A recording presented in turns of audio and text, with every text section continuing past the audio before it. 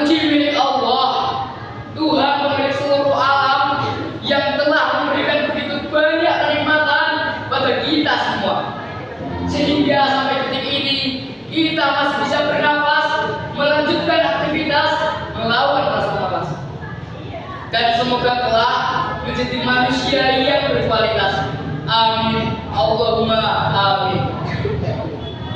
Salawat serta salam semoga telah mengalir deras kepada Rasul pemimpin umat yang mengingat kriminal dan maksiat, mengorbit cahaya selamat, yang mampu memberikan syafaat kepada umat besok di hari kiamat. Beliau adalah Nabi Agung Rasulullah Muhammad Sallallahu Alaihi Wasallam. Hadirin yang berbahagia, Indonesia merupakan negara kesatuan yang penuh dengan keberagaman, terdiri dari beragam budaya, suku, dan agama. Di satu sisi, keberagaman ini menjadikan Indonesia negeri yang unik dan menarik. Sementara di sisi lain, jika tidak dijaga dan tidak dikelola dengan baik, bisa menjadi sumber potensi konflik, munculnya fanatisme buta, persaingan yang tidak sehat, pertikaian, perselisihan, bahkan bentrokan yang bisa menurunkan falsafah negara bineka tunggal ika.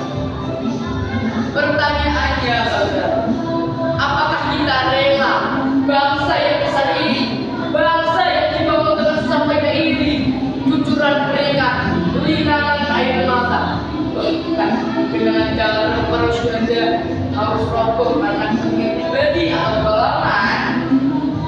Jawabannya tentu tidak, saudara. Oleh karena itu, izinkanlah saya membawakan sebuah pidato yang berjudul Moderasi Beragama sebagai Alat Pemersatu Bangsa.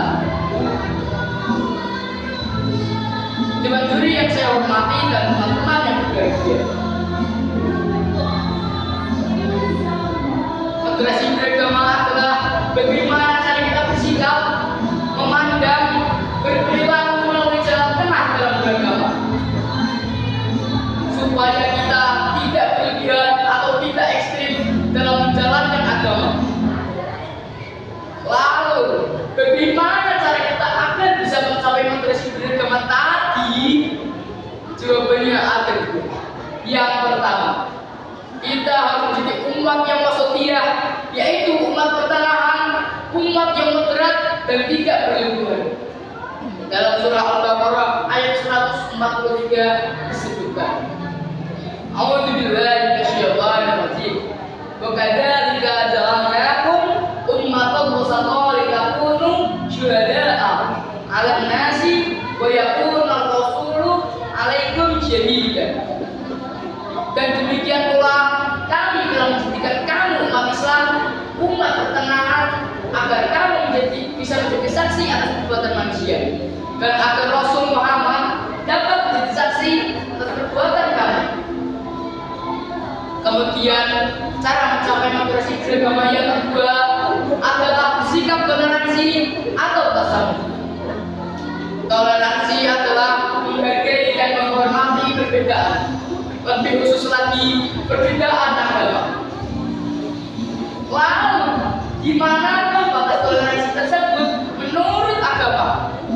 Jawabannya ada pada surah Al-Kafirun ayat 4 sampai 6. A'udzubillahi minasyaitonir rajim. Wala na'budu ma ta'budun wala antum 'abiduna ma a'budu lakum dinukum waliyadin. Dan aku tidak pernah menjadi penyembah apa yang kamu sembah, dan kamu tidak pernah menjadi penyembah apa yang kamu sembah.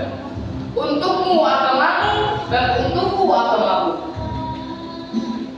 Itu adalah prinsip toleransi yang langsung Allah sebutkan. Toleransi itu saling menghargai dan menghormati antar sesama, tapi bukan untuk masalah akidah dan keyakinan. Kita sebagai seorang pelajar memegang peran yang sangat besar untuk mencapai persatuan umat melalui moderasi beragama. Hadirin rahimakumullah, kesimpulannya, sebagai umat Islam, kita harus menjadi umat yang wasatiyah, yaitu